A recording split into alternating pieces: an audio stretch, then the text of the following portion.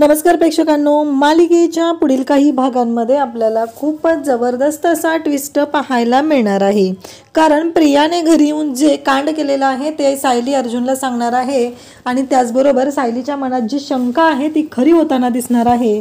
कारण प्रिया आणि अश्विनच्या लग्नाची बोलणी सुरू होणार आहेत। कारण प्रियाने स्वतःहून पूर्णाजीला ही गोष्ट सांगितलेली आहे। मग प्रिया आणि अश्विनचं लग्न घाईघाईत करण्याचा निर्णय घेतला जातो आणि ऐन लग्नाच्या वेळी सायली आणि अर्जुन जो धमाका करणार आहेत, जो बॉम्ब फोडणार आहेत, त्यामुळे तर प्रियाचं आयुष्य उद्ध्वस्त होणार आहे।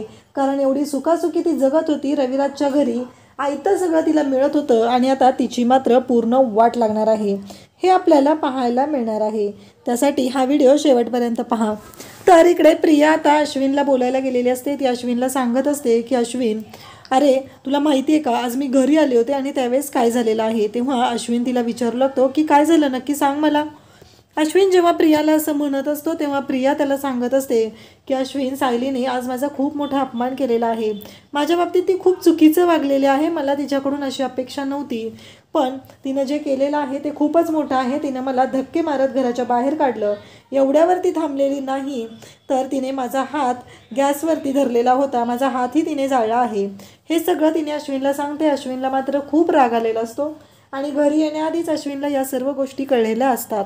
तर इकडे अश्विन जेव्हा घरी आलेला असतो तेव्हा तो चिडचिड करतच आलेला असतो आणि अश्विनचं असं म्हणणं असतं की जे काही घडलेलं आहे त्या सगळ्यामुळं सगळ्यांनाच त्रास होत आहे आणि या सगळ्याला जबाबदार आहे ती म्हणजे सायली वहिनी। आणि सायलीने, ॲक्च्युली तो वहिनी म्हणतच नाही आहे, तो म्हणतो सायली। सायलीने तन्वीच्या बाबतीत असं बोलायची काही गरज नव्हती, कारण ऑलरेडी त्याचे कान भुंकलेले असतात आणि त्याला जेवढं हवं तेवढंच ऐकायला येत असतं। आणि आता प्रियाने जो काही गोंधळ घातलेला असतो त्यामुळं तो प्रियाबद्दल त्याच्या मनात खूपच सॉफ्ट कॉर्नर निर्माण झालेला असतो आणि तो त्याच पद्धतीनं बोलत वागत असतो। तेव्हा अर्जुनला कळलेलं असतं की घरी काय गोंधळ झालेला आहे, कारण सायलीने सगळ्या गोष्टी अर्जुनला सांगितलेल्या असतात। आणि मग पूर्णाजीने सायलीला शिक्षाही दिलेली असते की आज तुमचं जेवण तू या किचनमध्ये बनवायचं नाही। परंतु इकडे सायली आणि अर्जुनला खूप महत्त्वाचं काम आलेलं असतं, कारण अर्जुनला महिपतच्या विरोधात पुरावा मिळालेला असतो आणि तो पुरावा घेण्यासाठी ते दोघंही मधुभाऊंच्या घरी गेलेले असतात।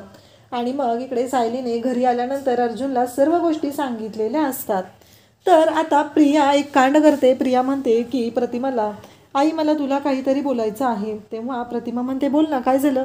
तेव्हा प्रिया तिला सांगू लागते की आई मला तुला एक गोष्ट विचारायची आहे, ती म्हणजे पुन्हा जर सुभेदारांच्या घरी आपल्याला जाता येता आलं तर कसं वाटेल सांग बरं, खूप छान होईल ना सगळं हे। त्यावेळेस प्रतिमा म्हणते, तुझ्या डोक्यात नक्की काय चालू आहे। तेव्हा प्रतिमाला प्रिया सांगू लागते की आई, सुभेदारांच्या घरी म्हणजे मी त्या घरची सून व्हावी अशी तुझी इच्छा होती, त्याचबरोबर पूर्णाजीची इच्छा होती, मग ती इच्छा आपण पूर्ण करू शकतो ना। तेव्हा प्रतिमा म्हणते, अगं पण कसं करणार ना, अर्जुनचं तर लग्न झालेलं आहे। तेव्हा प्रिया म्हणू लागते, पण आई अश्विन अजून लग्नाचं आहे ना, मग मला अश्विनसोबत लग्न करायला काहीच हरकत नाही आहे, कारण हे सगळं मी तुझ्यासाठी करते आणि पूर्णाजीसाठी करते। कारण सुभेदारांचं आणि त्याचबरोबर किल्लेदारांच्या घरामध्ये जी दरी निर्माण झालेली आहे, जी पोकळी निर्माण झालेली आहे, ती जर भरून काढायची असेल तर आपल्याला हे करावं लागेल। तेव्हा प्रतिमा म्हणते, पण तुझे बाबा ऐकतील का, त्यांना या गोष्टी पटतील का। तेव्हा मात्र प्रिया म्हणत असते की आपण समजूया ना, त्यांना ऐकतील कदाचित बाबा, असं ती बोलत असते। तेव्हा प्रतिमा म्हणते की ठीक आहे, आपण बघूया काय करता येईल ते आणि त्यानंतर गोष्टी ठरवूया, असं सगळं बोलणं चाललेलं असतं। आणि इकडे नागराज हे सगळं बोलणं ऐकत असतो। नागराज म्हणतो, हिने सॉलिड प्लॅन तर आता केलेला आहे, पण हा प्लॅन कसा वर्क करायचा याबद्दल कळलं पाहिजे, कारण हा प्लॅन वर्क होणं खूपच गरजेचं आहे। जर हा प्लॅन वर्क झाला नाही तर खूप गोष्टी अवघड होतील। हे सगळं बोलणं सुरू झालेलं असतं आणि त्याचबरोबर इकडे आपल्याला पाहायला मिळतं की ह्या सर्व गोष्टी झालेल्या असतात आणि त्यामुळं तिकडे प्रतिमाला पण आता लहानपणीचे तन्वीचे आणि अर्जुनचे प्रसंग आठवत असतात आणि तिने त्या गोष्टींचा विचार करत असते। त्याचबरोबर तिचं असं म्हणणं असतं की तन्वी बोलते या गोष्टीमध्ये पण तथ्य आहे, विचार करायला काही हरकत नाही आहे। इकडे पूर्णाजीला तर खूप राग आलेला असतो। पूर्णाजीला ही गोष्टच पटलेली नसते, कारण सायलीने जो काही कांड केलेला आहे त्यामुळं पूर्णाजी खूप चिडलेली असते। पूर्णाजी म्हणत असते की सायलीनं असं वागायला नको होतं। आणि मग इकडे अश्विनच्या डोक्यात पण चक्र फिरू लागलेले असतात. अश्विनच्या डोक्यात हे विचार सुरू झालेले असतात, खरंच तन्वी किती चांगली आहे. एवढं सगळं झालं पण तरीही सायलीशी ती चुकीची वागली नाही. तरीही स्वतःहून आज घरी आली, आपल्या सगळ्यांशी एवढं छान ती बोलली. या गोष्टी अश्विनच्या डोक्यात फिरत असतात. अश्विन विचार करत असतो. आणि इकडे आता प्रिया आणि प्रतिमा दोघीही या रविराजकडे येतात. तर प्रिया रविराजला म्हणू लागते की बाबा मला तुम्हाला एक गोष्ट विचारायची आहे. तेव्हा रविराज म्हणतात बोल ना, काय झालं बाळा. तेव्हा रविराजला ती म्हणू लागते की बाबा मला तुम्हाला एक विचारायचं आहे की आत्ता आपल्या दोन्ही कुटुंबामध्ये जी दरी निर्माण झालेली आहे ती दूर करण्यासाठी एक मार्ग आहे माझ्याकडे. रविराज म्हणतात कसला मार्ग आहे तुझ्याकडे, काय काय आहे तुझ्या डोक्यामध्ये ते तर मला कळू दे, असं रविराज बोलत असतात. तेव्हा प्रिया म्हणत असते की बाबा मला असं वाटतंय की काहीही झालं तरीही आत्ता आपल्याला एक विचार करावा लागणार आहे. तेव्हा रविराजला इकडे प्रश्न पडलेला असतो, नक्की काय झालेलं आहे, नक्की कशाबद्दल हे बोलणं सुरू आहे, हा प्रश्न रविराजला पडलेला असतो. रविराज म्हणतात की काय आहे नक्की तुझ्या डोक्यात ते सांग बरं मला आधी. रविराज शांतपणे ते विचारत असतात. तेव्हा रविराजला आता प्रतिमा आणि प्रिया दोघीही असतात. प्रतिमा मात्र सुरुवातीला काहीच बोलत नाही. तर प्रिया सांगू लागते की बाबा मला तुमच्याशी एका महत्त्वाच्या विषयावरती बोलायचं आहे. कारण सुभेदार आणि किल्लेदार कुटुंबामध्ये जी दरी पसरलेली आहे त्याच्यासाठी माझ्याकडे एक मार्ग आहे. तेव्हा इकडे रविराज म्हणतात की काय मार्ग आहे तुझ्याकडे, सांग बरं मला. तेव्हा प्रिया सांगू लागते की मी अश्विनसोबत लग्न करायला तयार आहे. जेव्हा प्रिया हे सगळं बोलते तेव्हा मात्र रविराजला धक्का बसतो. रविराज म्हणतात काय बोलतेस तू हे सगळं, कळतंय का तुला तन्वी. तेव्हा तन्वी म्हणत असते हो बाबा मी तयार आहे अश्विनसोबत लग्न करायला, असं तिचं बोलणं सुरू झालेलं असतं. रविराज म्हणतात पण अगं ते योग्य नाही, काहीही झालं तरीही तुझं अर्जुनवरती प्रेम आहे ना, मग हे सगळं कशासाठी. तेव्हा प्रिया सांगत असते की बाबा हे सगळं आपल्या दोन्ही कुटुंबामधली दरी संपवण्यासाठी आहे. आपल्या दोन्ही कुटुंबामध्ये जी दरी निर्माण झालेली आहे, जी पोकळी निर्माण झालेली आहे ती भरून काढण्यासाठी आहे. एकतर आई इतक्या वर्षानंतर घरी आलेली आहे आणि माझ्या लग्नामुळे तिचं माहेर तुटलेलं आहे. तुम्ही तिला म्हणता की जायचं नाही, गेलीच तरी त्यांच्याशी जास्त संबंध ठेवायचे नाहीत, त्यामुळं मला असं वाटत आहे. आणि त्याचबरोबर रविराज म्हणतो हे सगळं मान्य आहे मला, पण तुझ्या लक्षात येते का या सगळ्या गोष्टी काय घडत आहेत ते. तेव्हा प्रिया म्हणत असते की हो बाबा मला सगळं लक्षात येत आहे, पण मी शांतपणेच या गोष्टींचा विचार करत आहे. तेव्हा मात्र रविराज म्हणत असतात पण तुझ्या लक्षात येत नाही आहे बाळा, तुला माहीत नाही आहे या गोष्टी कोणत्या थराला जाऊ शकतात. तेव्हा मात्र इकडे प्रिया म्हणत असते की बाबा मला माहिती आहे गोष्टी कोणत्या थराला जाऊ शकतात, कारण काहीही झालं तरीही आत्ता जे घडत आहे ते मला माहिती आहे, पण मला अर्जुनशी लग्न करायला काहीच प्रॉब्लेम नाही आहे. इकडे नागराज म्हणत असतो हिने आयडिया तर छान शोधून काढलेली आहे, पण हे वाटतं तेवढं सोपं नाही आहे. सहजासहजी हे कुटुंब ऐकणार नाही की हे अशा पद्धतीनं गेलं पाहिजे. त्यामुळं नागराजही इकडे विचार करू लागलेला असतो. आणि तेव्हा मात्र इकडे आपल्याला पाहायला मिळतं की नागराज म्हणत असतो बघूया कशा पद्धतीनं वर्क होते, नाहीतर हिला माती खायची सवयच आहे, त्यापेक्षा आपण यावेळेस मध्येच पडायचं नाही, हिला काय माती खायची किती माती खायची तेवढी खाऊ दे, असं नागराजचं चाललेलं असतं. आणि तेव्हा मात्र इकडे नागराज शांत राहत असतो, कारण प्रिया तोंडावर पडणार आहे ही गोष्ट मात्र नागराजला चांगलीच माहिती असते आणि त्यामुळं नागराज गप्पच राहिलेला असतो. प्रिया मात्र म्हणते की बाबा बघूया आपण काय होतंय, मी पूर्णाजीशी बोलून बघते. आता प्रियाने स्वतःच ठरवलेलं असतं तिनं पूर्णाजीशी बोलणार आहे, तिनं स्वतः पूर्णाईला या गोष्टी सांगणार आहे. तेव्हा रविराज म्हणतात की थांब जरा मोठ्याने बघू दे. तेव्हा ती म्हणते की नाही बाबा आधी मी पूर्णाजीशी बोलून बघते आणि त्यानंतर आपण ठरवूया, असं सगळं ठरलेलं असतं. आणि मग इकडे घरात सगळे नाराज झालेले असतात, तन्वीला चांगली वागणूक मिळालेली नाही आणि मग तन्वीशी अशा पद्धतीनं सगळं झालेलं होतं, हे सगळं बोलणं सुरू झालेलं असतं. आणि सगळेजण बोलत असतात तेव्हा अश्विनी चिडलेला असतो, कारण तन्वीसोबत असं वागलं गेलेलं आहे हे अश्विनला अजिबात आवडलेलं नसतं. आणि मग अश्विनीकडे विचार करत असतो की काही झालं तरी तन्वीला या घरामध्ये चांगलीच वागणूक मिळाली पाहिजे, असं अश्विनचंही म्हणणं असतं. आणि त्यासाठी अश्विनचे प्रयत्न सुरू झालेले असतात. तर अश्विन इकडे आता प्रियाला कॉल करतो आणि प्रियाशी बोलू लागतो. प्रियाला अश्विन म्हणत असतो की काहीही झालं तरीही तन्वी तू टेन्शन घेऊ नकोस. तेव्हा प्रिया म्हणत असते की अश्विन एक बोलू का. तेव्हा अश्विन म्हणतो मलाही तुझ्याशी एक बोलायचं आहे. तेव्हा अश्विन म्हणतो की प्रिया तू बोल, म्हणजे तन्वीला तो आधी बोलायला सांगतो. तेव्हा तन्वी त्याला सांगू लागते की अश्विन या दोन्ही कुटुंबांना एकत्र आणण्यासाठी माझ्याकडे एक मार्ग आहे. तेव्हा अश्विन म्हणतो तुझ्याकडे कोणता मार्ग आहे सांग मला. तेव्हा प्रिया सांगते की आपण दोघं लग्न करूया. तेव्हा अश्विन म्हणतो की खरंच अगदी माझ्या मनातलं बोलली, मीही तुला तेच बोलणार होते. आपण दोघं लग्न करूया का? कारण मला तू खूप आवडतेस, माझं तुझ्यावरती प्रेम आहे आणि मी या लग्नाला तयार आहे. तेव्हा अश्विन म्हणतो की मी माझ्या घरच्यांशी बोलतो आणि रविराज काकांकडे त्यांना घेऊन मागणी घालायला येतो आणि रीतसर तुला एकदा का मागणी घातली की मग काहीच प्रॉब्लेम येणार नाही, या सर्व गोष्टी ठरलेल्या असतात. आणि त्याचबरोबर अश्विन आता हे सर्व सांगत असतो. तेव्हा प्रिया म्हणते की हो चालेल, आणि प्रियाने आता ठरवलेलं असतं. आणि त्याचबरोबर आता अश्विन घरी सगळ्यांना सांगतो. तो आईला म्हणू लागतो की माझ्याकडे एक मार्ग आहे आणि मला मी तन्वीशी बोललेलो आहे. तेव्हा पूर्णाजी म्हणते काय आहे तुझ्या डोक्यात? तेव्हा अश्विन म्हणतो की माझं आणि तन्वीचं लग्न झालं तर? आणि ही गोष्ट जेव्हा अश्विन घरात सांगतो तेव्हा सगळ्यांनाच धक्का बसलेला असतो, सगळेजण पाहतच असतात. तेव्हा पूर्णाजी म्हणते कल्पना तशी वाईट नाही आहे, पण मला ना जरा विचार करावा लागेल. पूर्णाजीला तो म्हणतो की मी तन्वीसाठी नाही तर हे आपल्या सर्वांसाठी बोलत आहे, कारण मला माहिती आहे की या गोष्टी वाटतात तेवढ्या सोप्या नाहीत, हे अश्विन बोलत असतो. खरं तर पूर्णाजीला खूप आनंद झालेला असतो, कारण तन्वी ही या घरामध्ये पुन्हा सून बनून येणार असते.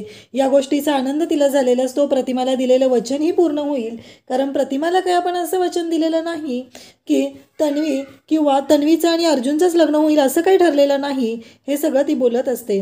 आणि त्यासोबतच आपल्याला पाहायला मिळतं की या सर्व गोष्टी जेव्हा चालू असतात तेव्हा मात्र इकडे पूर्णाजीला बरं वाटलेलं असतं. पूर्णाजी म्हणत असते की खरंच किती समजूतदार आहे मुलगी, आणि आत्तापर्यंत अर्जुनने तिला फक्त नाकारलेलंच आहे, अर्जुनने तिला फक्त आणि फक्त त्रासच दिलेला आहे, असं इकडे पूर्णाजी बोलत असते.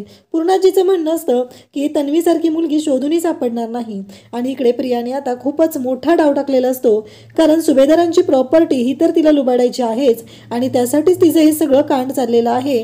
परंतु आत्ता सगळ्यात मोठी गोष्ट घडणार असते ती म्हणजे आता अर्जुन आणि सायली या दोघांनाही ही गोष्ट कळलेली असते आणि त्या दोघांनी ही पुरावे शोधायचं ठरवलेलं असतं.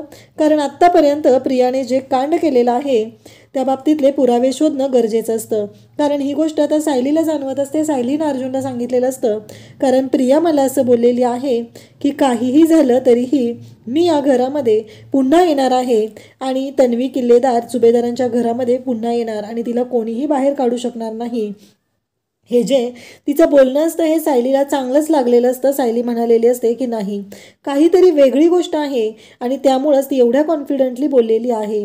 आणि ते आता सायलीला कळलेलं असतं की ती कशामुळे एवढं कॉन्फिडंटली बोललेली आहे आणि हे सगळं का झालेलं आहे याबद्दल सायलीला कळलेलं असतं. आणि सायली मात्र आता शांतपणे या सर्व गोष्टींचा विचार करत असते आणि सायलीला मात्र खूप राग आलेला असतो. सायलीला कळलेलंच नसतं की हे सगळं काय होतंय. आणि त्यासोबतच इकडे सायली म्हणते की आता आपल्याला या सगळ्यातून एकच व्यक्ती वाचवू शकते, ती म्हणजे मधुभाऊ. आपल्याला मधुभाऊंकडे जाणं गरजेचं आहे आणि एकदा का मधुभाऊंकडे आपण गेलो तरच या गोष्टी क्लिअर होतील की नक्की काय झालेलं आहे. मधुभाऊच आपल्याला स्पष्टपणे सांगतील की या प्रियाच्या बाबतीत नक्की काय आहे. आणि हे सगळं आता सायली आणि अर्जुन या दोघांनीही ठरवलेलं असतं आणि मधुभाऊंना भेटायचं आहे आणि त्यानंतर गोष्टींचा उलगडा करायचा आहे.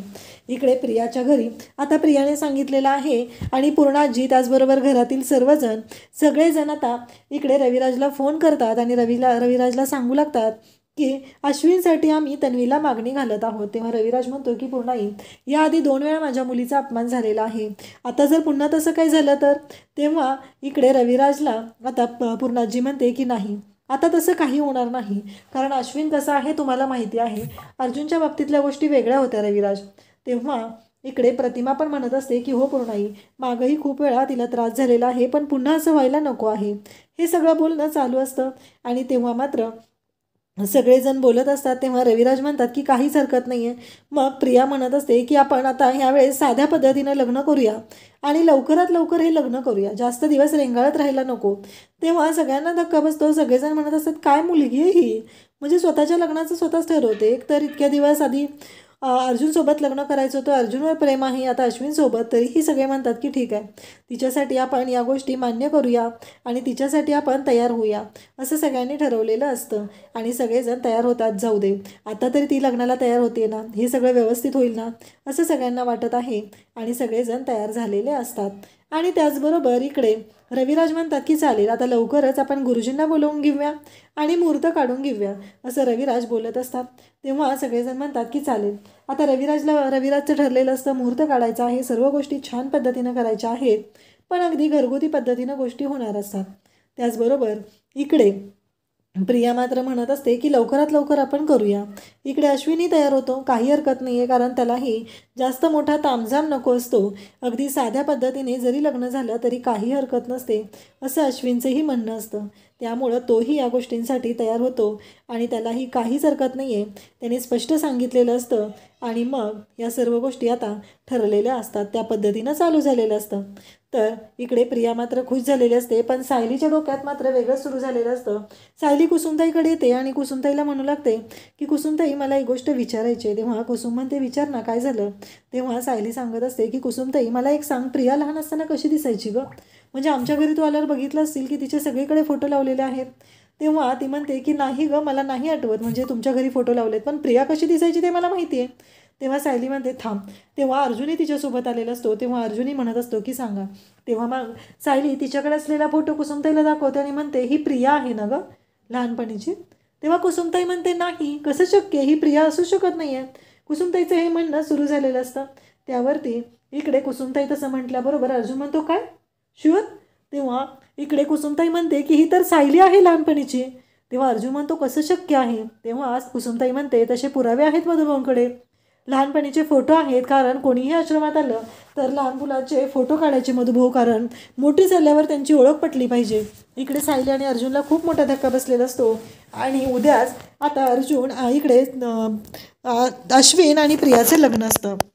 सायली अर्जुन तयार झालेले असतात आणि आता ऐन लग्नात मोठा धमाका करायचं ठरलेलं असतं. मधुभाऊंकडे जे पुरावे आहेत, म्हणजे जे गाठोडं प्रियाने आणलेलं आहे त्याहीपेक्षा आणखी काही पुरावे आहेत आणि जे मधुभाऊंकडे आहेत ते पुरावे मिळवायचे असतात आणि लवकरात लवकर हे सत्य सर्वांच्या समोर आणायचं असतं असं ठरलेलं असतं. आणि त्यासाठी आता या सर्व गोष्टी शोधण्याच्या तयारीत अर्जुन आणि सायली लागलेले असतात. मधुभाऊंची भेट घेतात तेव्हा मधुभाऊ म्हणतात की हो बरोबर आहे, कुसुमने जे सांगितलं ते अगदी बरोबर आहे, कारण ही तर लहानपणीची माझी सौ आहे, प्रिया अशी दिसतच नव्हती असं मधुभाऊंनी स्पष्टपणे सांगितल्यानंतर अर्जुन आणि त्याचबरोबर सायली या दोघांनाही धक्का बसतो. आणि मग मधुभाऊंना ते विचारतात पण तुमच्याकडे आता पुरावे आहेत का त्या संदर्भातले. तेव्हा मधुभाऊ म्हणतात की माझ्याकडे आश्रमात गाठोडं होतं, पण माझ्याकडे आणखी काही पुरावे आहेत. कुसुम, मी तुला काही रजिस्टर वगैरे ठेवायला दिले होते, ते रजिस्टर आहेत ना तुझ्याकडे. तेव्हा कुसुम म्हणते की हो. मग कुसुमताई आता तिच्याकडे असलेले जे रजिस्टर आहेत ते अर्जुन आणि सायलीला दाखवते. त्याच्यामध्येही लहान प्रियाचा फोटो असतो, तिच्या पुढे नाव असतं आणि त्याचबरोबर तिच्या अंगावर कोणती जन्मखून आहे का हेही लिहिलेलं असतं आणि सायलीचंही तिथं नाव असतं. अर्जुन जेव्हा ते पाहतो तेव्हा अर्जुन म्हणतो की सायली तुमच्या पायावर जन्मखून आहे. तेव्हा सायली म्हणते हो, माझ्या पायावर तुळशीपत्राची जन्मखून आहे. तेव्हा अर्जुन म्हणतो कसं शक्य आहे. तेव्हा सायली म्हणते हो लहानपणापासून आहे. आता मधुभाऊंनी काय सांगितलं ऐकलं नाही का तुम्ही. तेव्हा मधुभाऊ पण म्हणतात की हो. तेव्हा अर्जुन म्हणतो की अहो मधुभाऊ, तुम्हाला माहिती आहे का खूप मोठा गोंधळ झालेला आहे, कारण ही तुळशीपत्राची जन्मखून ही तन्वीच्या पायावर आहे आणि म्हणून तर तिला सगळ्यांनी ॲक्सेप्ट केलेलं आहे. मधुभाऊ म्हणतात शक्यच नाही, तिच्या पायावर कोणतीही तुळशीपत्राची खूण नाही, कारण तिला मी लहानपणापासून सांभाळलेलं आहे. इकडे कुसुम पण म्हणत असते की नाही, जन्मखून तर सायलीच्या पायावर आहे. तेव्हा अर्जुन सायलीला म्हणतो की मला सांगा सायली, तुम्ही कधी तिला ती गोष्ट सांगितली होती का. सायलीला बरोबर आठवतं. सायली म्हणते हो, एकदा मधुभाऊंनी मला पैंजण आणलं होतं तेव्हा तिला मी सांगितलेलं होतं. अर्जुन म्हणतो की ही मुलगी फ्रॉड आहे आणि या मुलीला कोणीतरी सुभेदार आणि किल्लेदारांना उद्ध्वस्त करण्यासाठी प्लांट केलेला आहे. तेव्हा अर्जुन म्हणतो की मधुभाऊ, उद्या तिचं आणि अश्विनचं लग्न आहे आणि अश्विनचं लग्न झालं की एकदा ती आमच्या घरात आली की खूप मोठा गोंधळ होऊ शकतो. त्यापेक्षा आपल्याला उद्याच्या उद्या सगळ्यांच्या समोर हे सत्य आणायचं आहे की ती जी आहे ती खरी प्रिया नाही, म्हणजे खरी तन्वी नाही, ती कोणीतरी फ्रॉड आहे. मधुभाऊ म्हणतात की चालेल, हे सगळे डॉक्युमेंट्स घेऊन उद्या लग्नाच्या मुहूर्ताच्या आधी मी तिथं पोहोचेल आणि आपण सगळ्यांना सांगायचं आहे. आणखी काही पुरावे मिळतात का हे मी गोळा करतो असं अर्जुनचं ठरलेलं असतं. आणि मग प्रियाचा जो बॉयफ्रेंड असतो त्याबद्दलही इकडे सायलीला माहिती असतं आणि सायली मग त्या प्रियाच्या बॉयफ्रेंडला पण घेऊन यायचं अर्जुनला सांगू लागते. आणि त्यासोबतच ती अर्जुनला म्हणत असते की नक्कीच ह्या मुलीने काहीतरी मोठा कांड केलेला आहे. अर्जुनलाही तसं टेन्शन आलेलं असतं. अर्जुनलाही कळत नसतं की आता करायचं काय, कारण एवढी मोठी गोष्ट घडलेली आहे. आणि मग ऐन लग्नाच्या दिवशी मधुभाऊ, अर्जुन आणि सायली तिथे येतात आणि जेव्हा ते पाहतात तेव्हा त्यांनाही खूप मोठा धक्का बसलेला असतो, कारण प्रियाने जे कांड केलेलं असतं ते इतकं मोठं असतं. आणि हे पुरावे दाखवल्यानंतर रविराजला खूप राग येतो आणि रविराज प्रियाच्या खानदेशी कानाखाली वाजवतो आणि म्हणतो आत्ताच आत्ता मला सत्य कळलं पाहिजे. पण नागराजचं नाव येऊ नये म्हणून नागराजने आता प्रियाला धमकावलेलं असतं. आता प्रियाची हकलपट्टी लवकरच पोलीस स्टेशनमध्ये होणार, तिला जेलमध्ये पाठवलं जाणार आणि नागराज आणि महिपतने तिला प्लांट केलेलं आहे हे सत्य समोर येणार. अशाच अपडेटसाठी चॅनलला सबस्क्राईब करा. थँक्यू.